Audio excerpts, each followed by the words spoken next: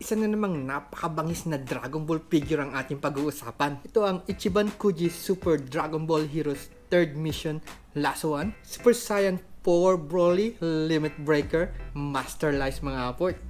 Let's begin with a little background about this figure. This Master Lice figure was originally released in Japan on November 12, 2021 bilang last one prize ng Ichiban Kuji Super Dragon Ball Heroes 3rd Mission. To those who are not familiar, ang last one prize ay special reward na makukuha ng bibili ng pinakahuling lottery ticket ng Ichiban Kuji. Ibig sabihin, hindi siya ordinaryong prize. Mas limited siya kumpara sa ibang figures na kasama sa lineup, kaya mas hinahanap siya ng mga collectors. Part din ito ng Master Lice series na kilala sa malalaking scale, premium sculpt, at detailed paint application. Meron siyang height na approximately 25 cm, kaya naman talagang standout siya pag naka-display. Pagdating naman sa character design, grabe.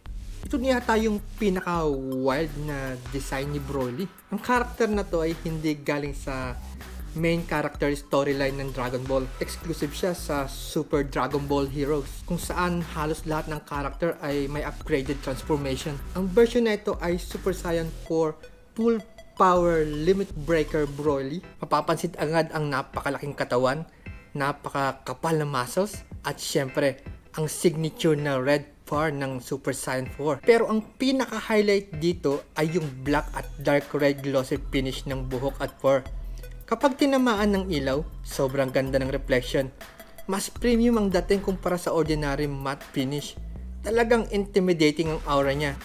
The overall design perfectly captures Broly's overwhelming power and uncontrollable rage.